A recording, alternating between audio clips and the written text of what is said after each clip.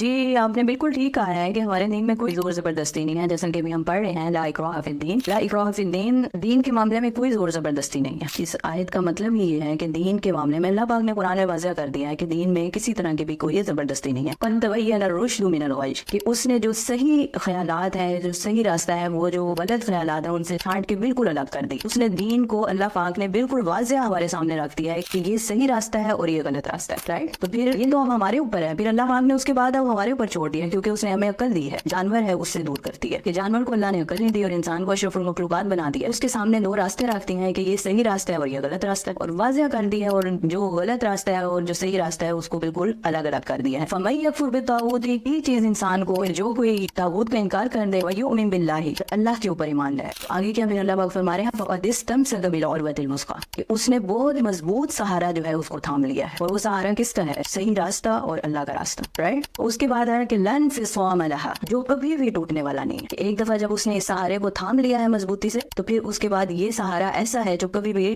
ٹوٹنے والا نہیں ہے۔ واللہ سمیع علیم، اور اللہ جو ہے وہ سب کچھ سننے والا ہے اور جاننے والا ہے۔ اس کے بعد اللہ پاک کس طرف آ رہے ہیں، کس چیز کی طرف ہمیں لے کر آ رہے ہیں؟ اللہ ولی الذین آمنوا، کہ جو لوگ ایمان لاتے ہیں، جو کہ پیچھے جیسا کہ آ گیا ہے کہ جو اس سہارے کو تھام رہے ہیں وہ اللہ کے اوپر ایمان لے آیا ہے، جو لوگ ایمان لاتے ہیں اللہ ولی الذین آمنوا، ان کا حامی و مددگار اللہ ہے۔ یخرجہم، اب یہ اللہ کا آگے سے پھر کام شروع ہے، یخرجہم من الظلمات الی النور، پھر اللہ ان کو جو اندھیرا ہے اس سے نکال کر کس طرف لے کر جا رہا ہے؟ روشنی کی طرف، نور کی طرف لے کر جا رہا ہے۔ والذین کفروا، اور جن لوگوں نے کفر کیا، اولیاءہم الطاغوت، وہ کس کے دوست بن گئے؟ طاغوت کہتے ہیں شیطان کو، انہوں نے جو ہے وہ جو شیطانی راستہ ہے اس کو اختیار کیا اور وہ پھر اس کے دوست بن گئے۔ یخرجونہم، اب وہ طاغوت کیا کرتا ہے کہ وہ ان کو نکال کر کس طرف لے جائے گا؟ من النور الی الظلمات، کہ وہ اگر آپ صحیح راستے کے اوپر بھی ہیں نا تو وہ پھر آپ کو جو نور ہے اس میں سے نکال کر ظلمت کی طرف لے جائے گا، جو اندھیرا راستہ ہے اس کی طرف لے جائے گا۔ اولئک اصحاب النار، اب اللہ پاک نے واضح کر دیا ہے کہ یہی وہ لوگ ہیں جو جہنم یعنی نار کے ساتھی ہیں، ہم فیہا خالدون، اور وہ اس میں ہمیشہ رہیں گے۔ تو پھر دین میں اللہ پاک نے کوئی زور زبردستی نہیں رکھی، اللہ پاک نے اس کو واضح کر دیا ہے، ہمارے لیے بتا دیا ہے کہ بھئی یہ صحیح راستہ ہے اور یہ غلط ہے۔ اور یہی چیز انسان کی نیچر، اب اگر ہم سائیکالوجی میں جائیں تو اس میں بھی یہی ہے کہ جیسے آپ کسی بھی